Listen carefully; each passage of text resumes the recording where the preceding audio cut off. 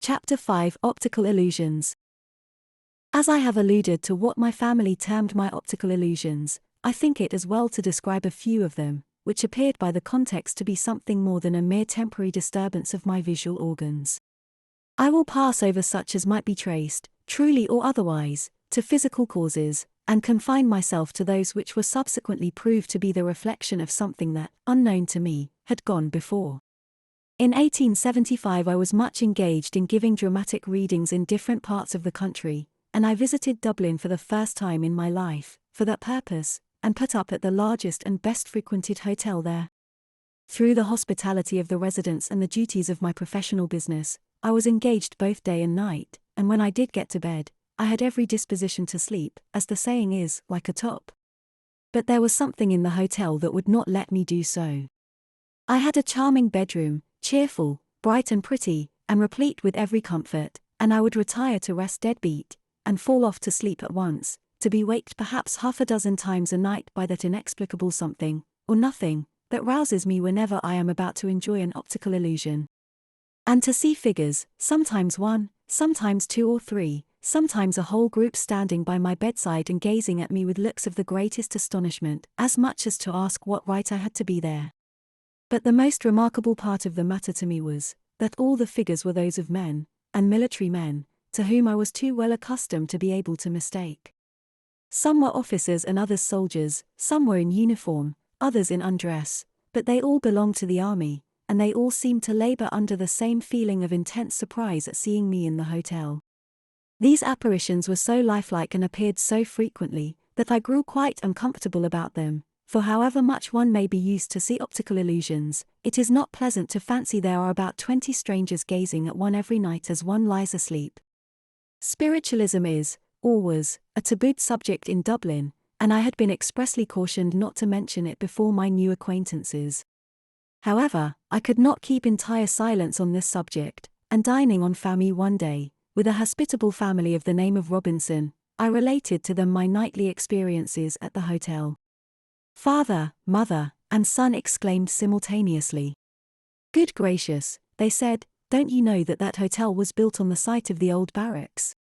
The house immediately behind it, which formed part of the old building, was vacated by its last tenants on account of its being haunted. Every evening at the hour the soldiers used to be marched up to bed, they heard the tramp, tramp, tramp of the feet ascending the staircase. "That may be," I replied, "but they knew their house stood on the site of the barracks, and I didn't." My eldest daughter was spending a holiday with me once after my second marriage, and during the month of August. She had been very much overworked, and I made her lie in bed till noon. One morning I had been to her room at that hour to wake her, and on turning to leave it, in the broad daylight, remember, I encountered a man on the landing outside her door. He was dressed in a white shirt with black studs down the front, and a pair of black cloth trousers. He had dark hair and eyes, and small features. Altogether, he struck me as having rather a sinister and unpleasant appearance. I stood still, with the open door in my hand, and gazed at him. He looked at me also for a minute, and then turned and walked upstairs to an upper story where the nursery was situated, beckoning me, with a jerk of his hand, to follow him. My daughter, remarking a peculiar expression in my eyes, which I am told they assume on such occasions, said, "Mother, what do you see?" "Only a spirit," I answered, "and he has gone upstairs." "Now, what is the good of seeing them in that way?" said Eva, rather impatiently, for this dear child always disliked and avoided spiritualism, and I was fain to confess that I really did not know the especial good of encountering a sinister-looking gentleman in shirt and trousers, on a blazing noon in August. After which the circumstance passed from my mind, until recalled again. A few months later I had occasion to change the children's nurse, and the woman who took her place was an Icelandic girl named Margaret Thomason, who had only been in England for 3 weeks. I found that she had been educated far above the average run of domestic servants, and was well acquainted with the writings of Swedenborg and other authors. One day as I walked up the nursery stairs to visit the children in bed, I encountered the same man I had seen outside my daughter's room, standing on the upper landing, as though waiting my approach. He was dressed as before, but this time his arms were folded across his breast and his face downcast, as though he were unhappy about something. He disappeared as I reached the landing, and I mentioned the circumstance to no one. A few days later, Margaret Thomason asked me timidly if I believed in the possibility of the spirits of the departed returning to this earth. When I replied that I did, she appeared overjoyed, and said she had never hoped to find anyone in England to whom she could speak about it. She then gave me a mass of evidence on the subject which forms a large part of the religion of the Icelanders. She told me that she felt uneasy about her eldest brother, to whom she was strongly attached. He had left Iceland a year before to become a waiter in Germany, and had promised faithfully that so long as he lived she should hear from him every month, and when he failed to write she must conclude he was dead. Margaret told me she had heard nothing from him now for 3 months, and each night when the nursery light was put out, someone came and sat at the foot of her bed and sighed. She then produced his photograph, and to my astonishment I recognized at once the man who had appeared to me some months before I knew that such a woman as Margaret Thomason existed. He was taken in a shirt and trousers, just as I had seen him, and wore the same repulsive, to me, and sinister expression. I then told his sister that I had already seen him twice in that house, and she grew very excited and anxious to learn the truth. In consequence I sat with her in hopes of obtaining some news of her brother, who immediately came to the table, and told her that he was dead, with the circumstances under which he had died, and the address where she was to write to obtain particulars. And on Margaret Thomason writing as she was directed, she obtained the practical proofs of her brother's death, without which this story would be worthless. My sister Cecil lives with her family in Somerset, and many years ago I went down there to visit her for the first time since she had moved into a new house which I had never seen before. She put me to sleep in the guest chamber, a large, handsome room, just newly furnished by Erzman. But I could not sleep in it. The very first night someone walked up and down the room, groaning and sighing close to my ears, and she, or it especially annoyed me by continually touching the new stiff counterpane with a scrooping sound that set my teeth on edge, and sent my heart up into my mouth. I kept on saying, "Go away. Don't come near me," for its proximity inspired me with a horror and repugnance which I have seldom felt under similar circumstances.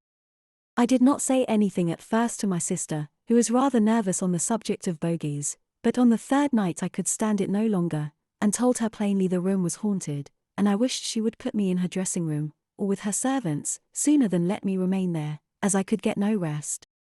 Then the truth came out, and she confessed that the last owner of the house had committed suicide in that very room, and showed me the place on the boards, underneath the carpet, where the stain of his blood still remained. A lively sort of room to sleep all alone in. Another sister of mine, Blanche, used to live in a haunted house in Bruges, of which a description will be found in the chapter headed, "The Story of the Monk."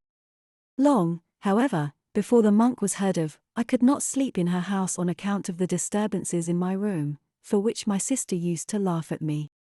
But even when my husband, Colonel Lean, and I stayed there together, it was much the same.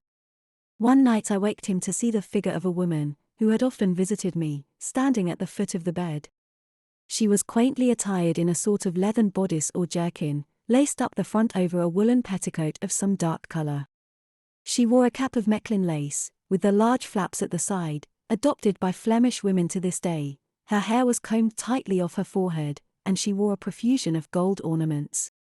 My husband could describe her as vividly as I did, which proves how plainly the apparition must have shown itself. I waked on several occasions to see this woman busy, apparently, with the contents of an old carved oak armoire which stood in a corner of the room, and which, I suppose, must have had something to do with herself. My eldest son joined me at Bruges on this occasion. He was a young fellow of 20, who had never practiced, nor even inquired into spiritualism, fresh from sea, and about as free from fear or superstitious fancies as a mortal could be. He was put to sleep in a room on the other side of the house, and I saw from the first that he was grave about it, but I did not ask him the reason, though I felt sure, from personal experience, that he would hear or see something before long. In a few days he came to me and said, "Mother, I'm going to take my mattress into the Colonel's dressing room tonight and sleep there." I asked him why. He replied, "It's impossible to stay in that room any longer. I wouldn't mind if they'd let me sleep, but they won't. There's something walks about half the night, whispering and muttering, and touching the bedclothes, and though I don't believe in any of your rubbishy spirits, I'll be jiggered if I sleep there any longer. So he was not jiggered, whatever that may be, as he refused to enter the room again. I cannot end this chapter more appropriately than by relating a very remarkable case of optical illusion which was seen by myself alone. It was in the month of July, 1880, and I had gone down alone to Brighton for a week's quiet. I had some important literary work to finish, and the exigencies of the London season made too many demands upon my time. So I packed up my writing materials, and took a lodging all to myself, and set hard to work. I used to write all day and walk in the evening. It was light then till 8 or 9 o'clock, and the esplanade used to be crowded till a late hour. I was pushing my way, on the evening of the 9th of July, through the crowd, thinking of my work more than anything else, when I saw, as I fully thought, my stepson, Francis leaning with his back against the palings at the edge of the cliff and smiling at me. He was a handsome lad of 18 who was supposed to have sailed in his ship for the Brazils 5 months before. But he had been a wild young fellow, causing his father much trouble and anxiety, and my first impression was one of great annoyance, thinking naturally that, since I saw him there, he had never sailed at all, but run away from his ship at the last moment. I hastened up to him, therefore, but as I reached his side, he turned round quite methodically, and walked quickly down a flight of steps that led to the beach. I followed him, and found myself amongst a group of ordinary seamen mending their nets, but I could see Francis nowhere.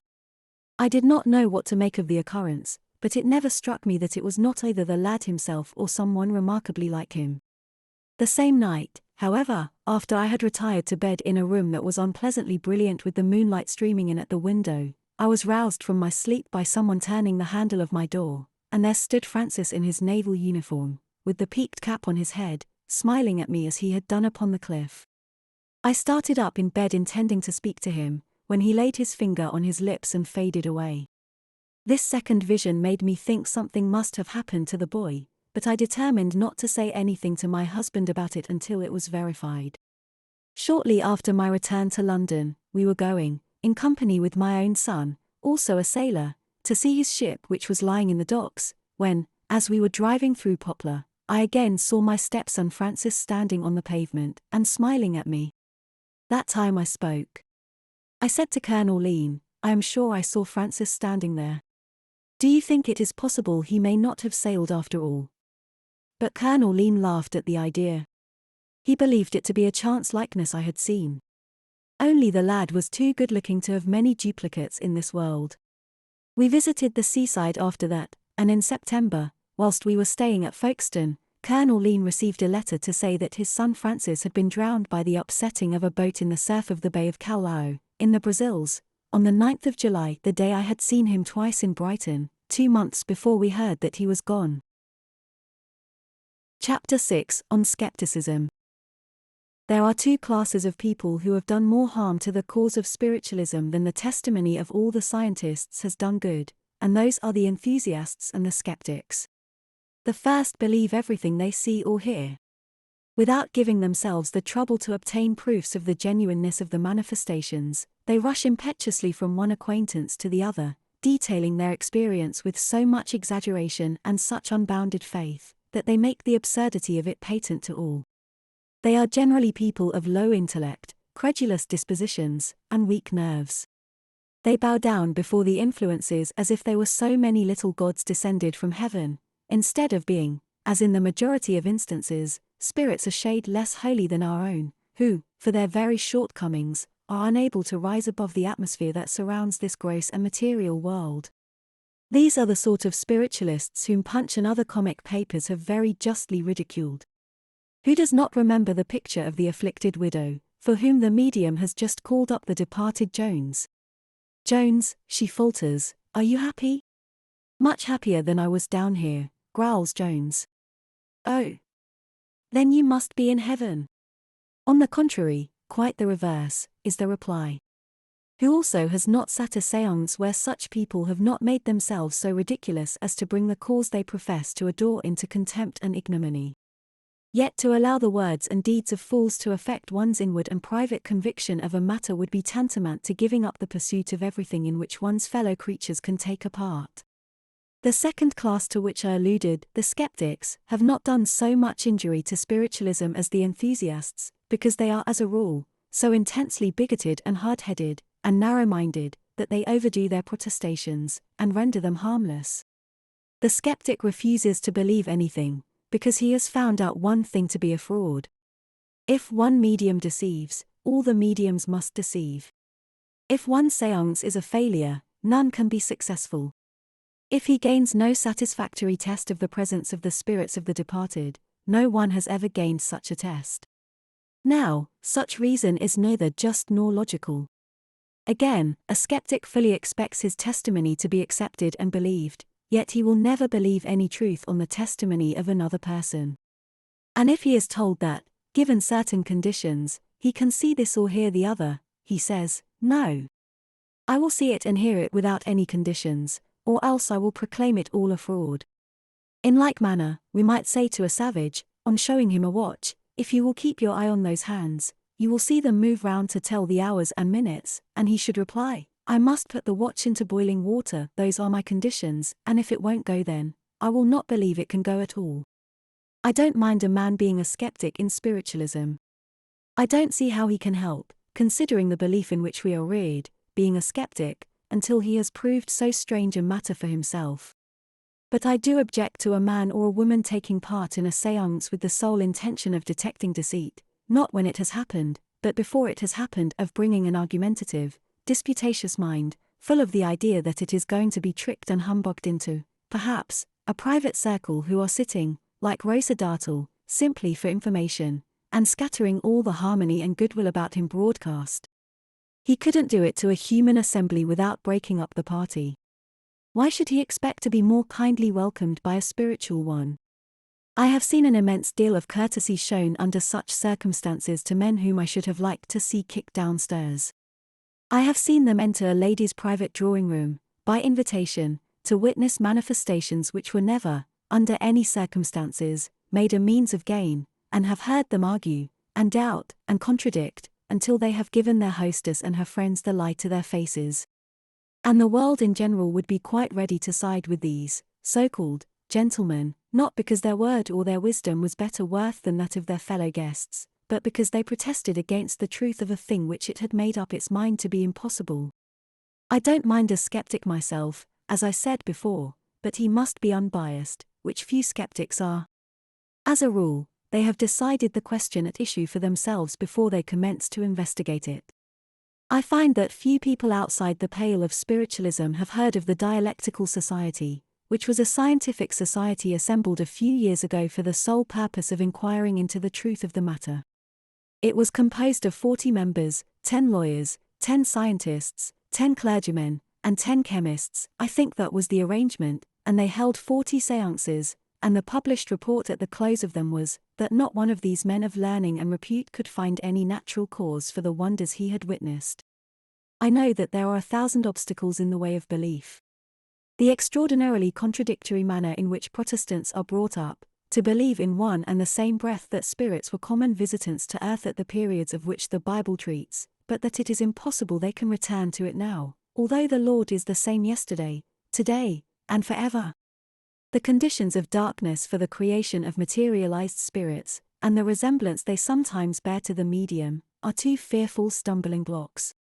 Yet one must know that all things are created in the dark, and that even a seed cannot sprout if you let the light in upon it, while as for the resemblance between the spirit and the medium, from whom it takes the material being that enables it to appear, if investigators would only persevere with their inquiries, they would find, as I have, that that is a disappointment which has its remedy in time.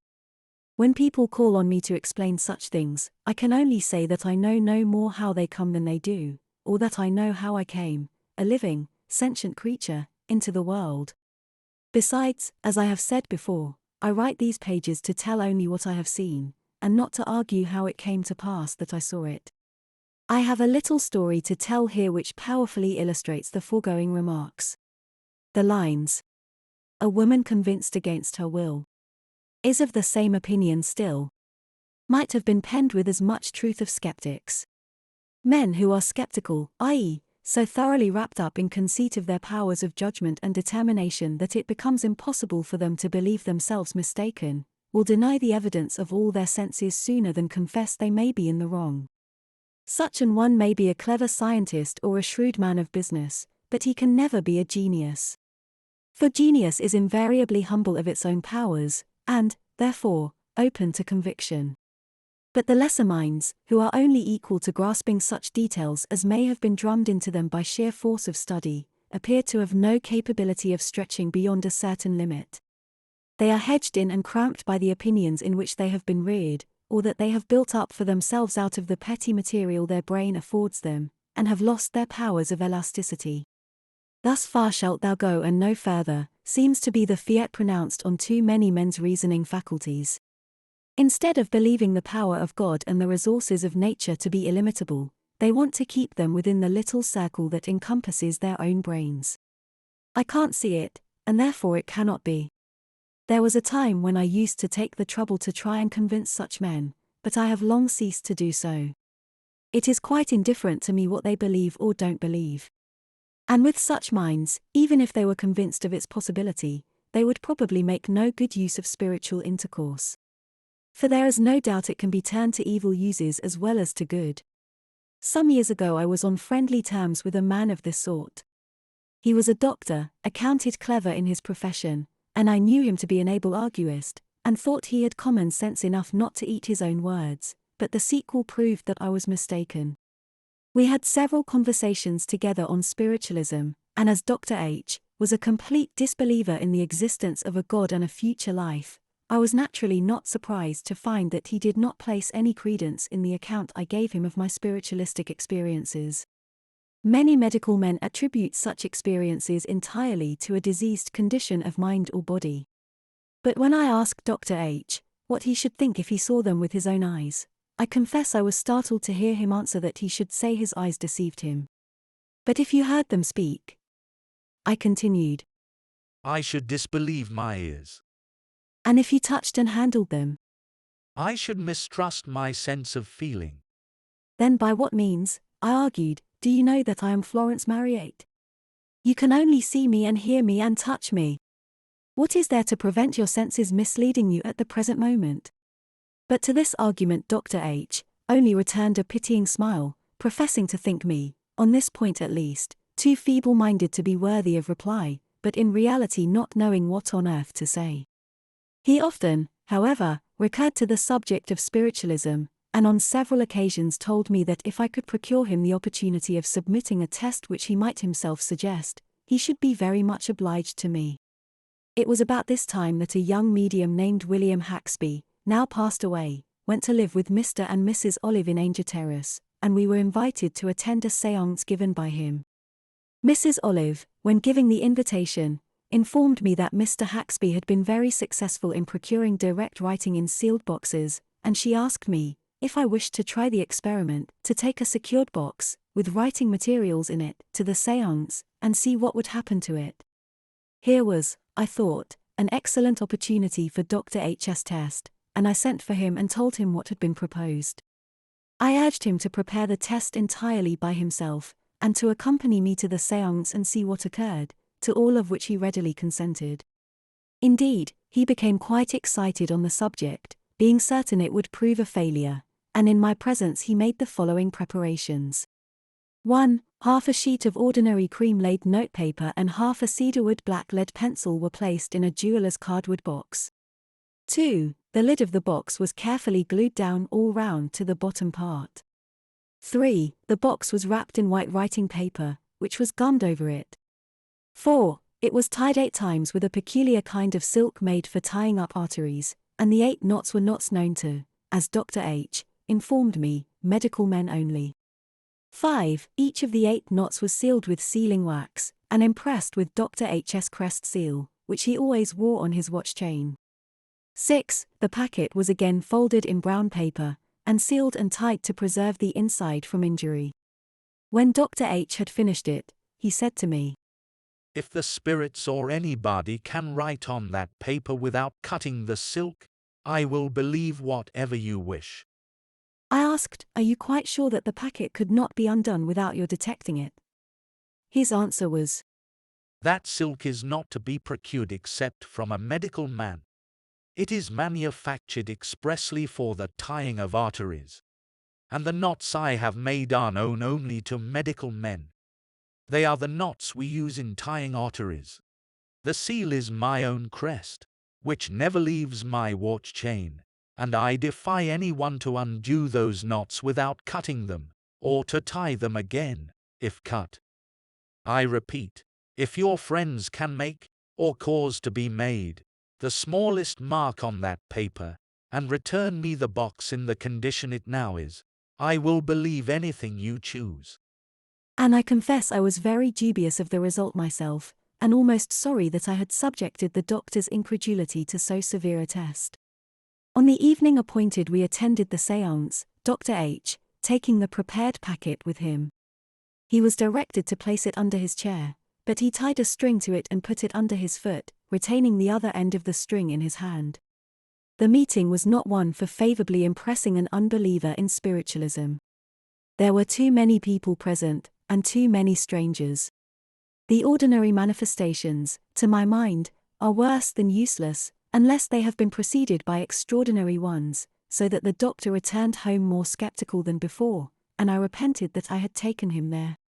One thing had occurred, however, that he could not account for. The packet which he had kept, as he thought, under his foot the whole time, was found, at the close of the meeting, to have disappeared. Another gentleman had brought a sealed box, with paper and pencil in it, to the séance, and at the close it was opened in the presence of all assembled, and found to contain a closely written letter from his deceased wife. But the doctor's box had evaporated, and was nowhere to be found. The door of the room had been locked all the time, and we searched the room thoroughly, but without success. Dr. H. was naturally triumphant. They couldn't undo my knots and my seals. He said, exulting over me. And so they wisely did not return the packet. Both packets were of course taken from the room during the sitting by some confederate of the medium.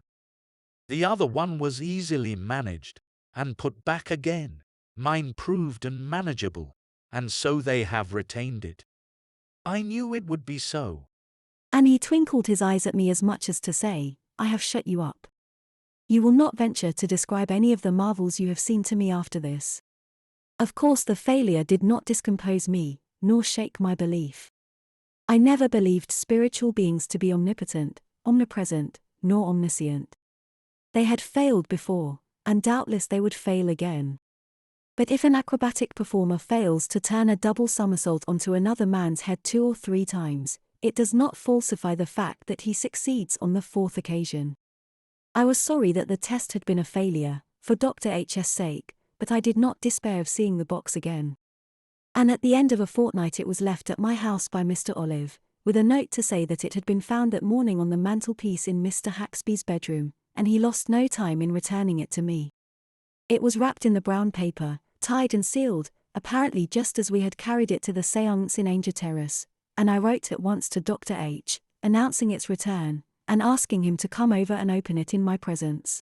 He came, took the packet in his hand, and having stripped off the outer wrapper, examined it carefully. There were 4 tests, it may be remembered, applied to the packet. 1. The arterial silk, procurable only from a medical man. 2. The knots to be tied only by medical men. 3. Dr. H.'s own crest, always kept on his watch chain, as a seal. 4. The lid of the cardboard box, glued all round to the bottom part. As the doctor scrutinized the silk, the knots, and the seals, I watched him narrowly. Are you quite sure, I asked, that it is the same paper in which you wrapped it? I am quite sure. And the same silk? Quite sure. Your knots have not been untied? I am positive that they have not. Nor your seal been tampered with? Certainly not. It is just as I sealed it. Be careful, Dr. H., I continued. Remember, I shall write down all you say. I am willing to swear to it in a court of justice. He replied. Then will you open the packet? Dr. H. took the scissors and cut the silk at each seal and knot, then tore off the gummed white writing paper, which was as fresh as when he had put it on, and tried to pull open the cardboard box.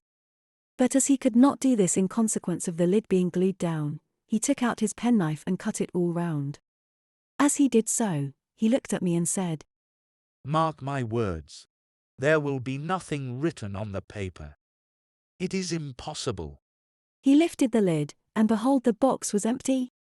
The half-sheet of notepaper and the half-cedar wood pencil had both entirely disappeared. Not a crumb of lead, nor a shred of paper remained behind. I looked at the doctor, and the doctor looked completely bewildered. "Well?" I said, interrogatively. He shifted about, grew red, and began to bluster. "What do you make of it?" I asked. "How do you account for it?" "In the easiest way in the world. He replied, trying to brave it out. It's the most transparent deception I ever saw. They've kept the thing a fortnight and had time to do anything with it. A child could see through this. Surely your bright wits can want no help to an explanation." "I am not so bright as you give me credit for," I answered. "Will you explain your meaning to me?" "With pleasure.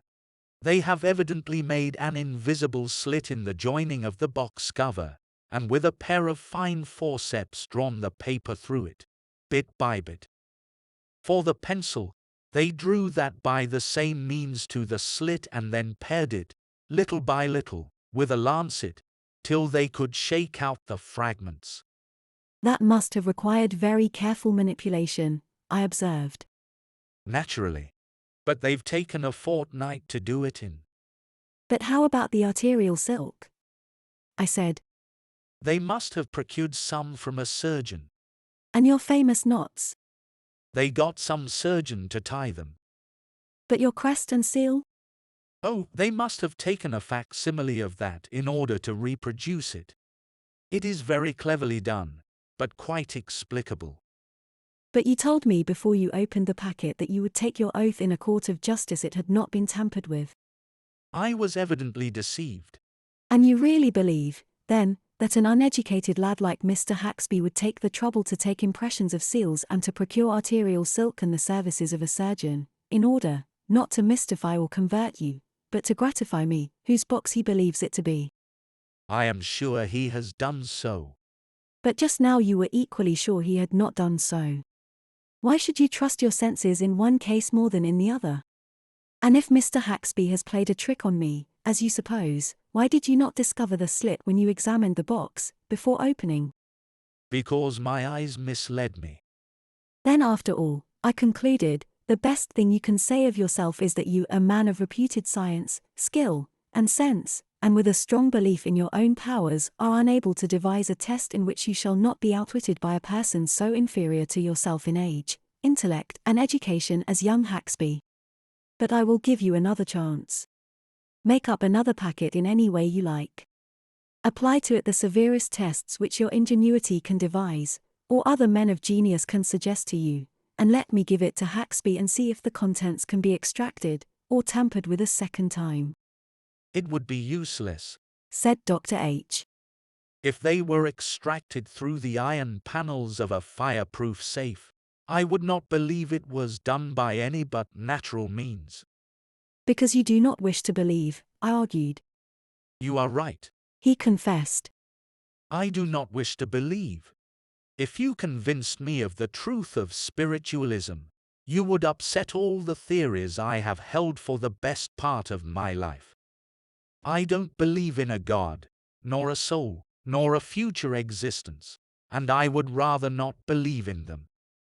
We have quite enough trouble, in my opinion, in this life, without looking forward to another, and I would rather cling to my belief that when we die we have done with it once and forever."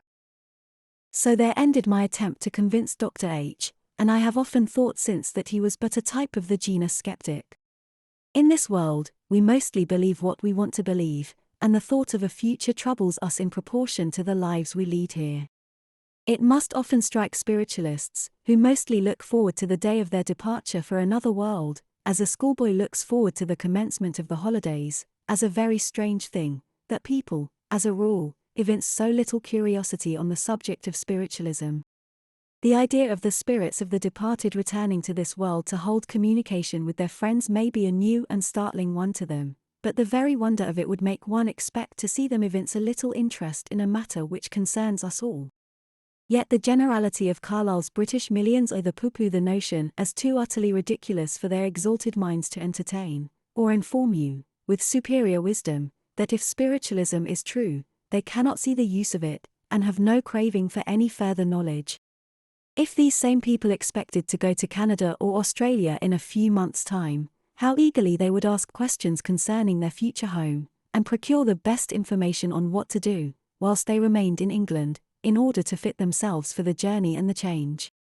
But a journey to the other world, to the many worlds which perhaps await us, a certain proof that we shall live again, or rather, that we shall never die but need only time and patience and well living here to reunite us to the dear one gone before, that is a subject not worthy of our trying to believe, of not sufficient importance for us to take the trouble of ascertaining.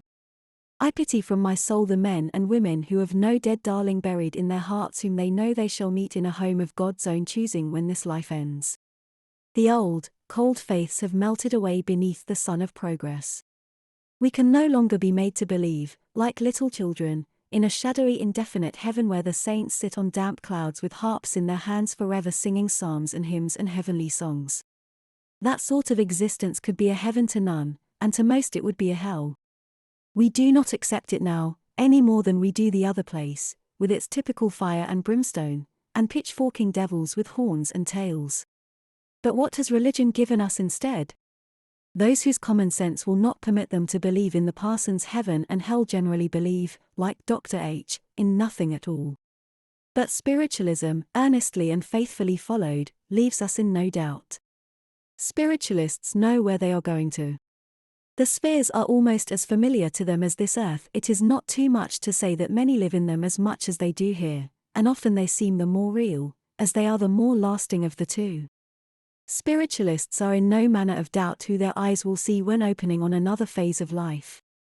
They do not expect to be carried straight up into Abraham's bosom, and lie snugly there, whilst revengeful demons are torturing those who were, perhaps, nearest and dearest to them down below. They have a better and more substantial religion than that, a revelation that teaches them that the works we do in the flesh must bear their fruit in the spirit, and that no tardy deathbed repentance, no crying out for mercy because justice is upon us, like an unruly child howling as soon as the stick is produced for chastisement, will avail to wipe off the sins we have indulged in upon earth. They know their expiation will be a bitter one, yet not without hope, and that they will be helped, as well as help others, in the upward path that leads to ultimate perfection.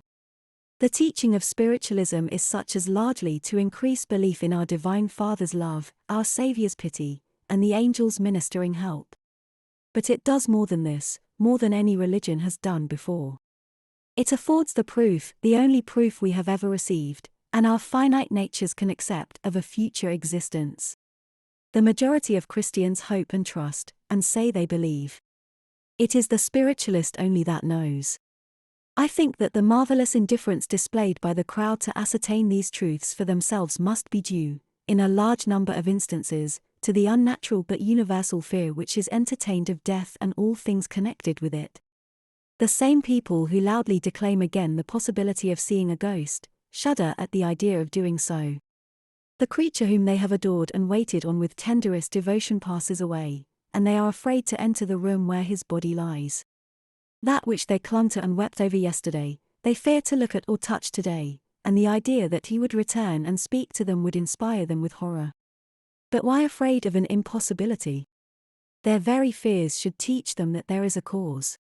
From numerous notes made on the subject, I have invariably found that those who have had the opportunity of testing the reality of spiritualism, and either rejected or denied it, have been selfish, worldly, and cold-hearted people who neither care, nor are cared for, by those who have passed on to another sphere. Plenty of love is sure to bring you plenty of proof.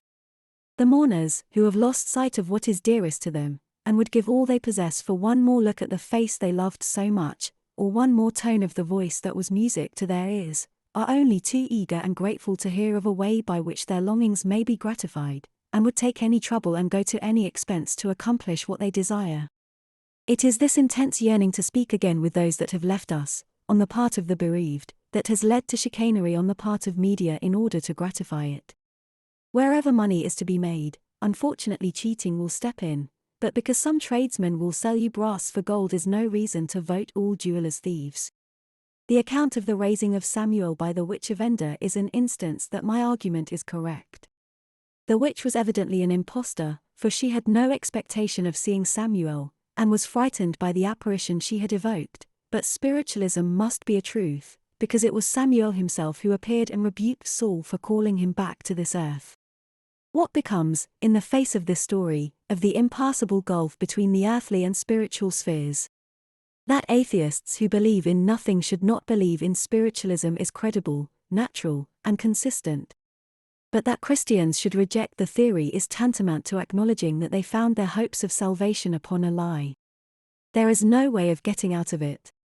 If it be impossible that the spirits of the departed can communicate with men, the Bible must be simply a collection of fabulous statements.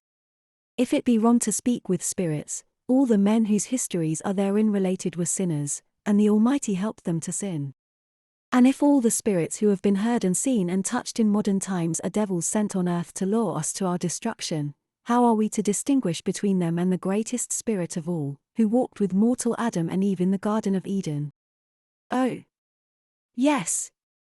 I think I hear somebody cry, but that was in the Bible, as if the Bible were a period or a place. And did it ever strike you that there is something else recorded in the Bible? And he did not many miracles there because of their unbelief. And yet Christ came to call not the righteous but the sinners to repentance. Surely, then, the unbelieving required the conviction of the miracles more than those who knew him to be God. Yet there he did them not, because of their unbelief, because their skepticism produced a condition in which miracles could not be wrought. And yet the 19th century is surprised because a skeptic, whose jarring element upsets all union and harmony, is not an acceptable addition to a spiritual meeting, and that the miracles of the present, gross and feeble, compared to those of the past, because worked by grosser material through grosser agents, cease to be manifested when his unbelief intrudes itself upon them.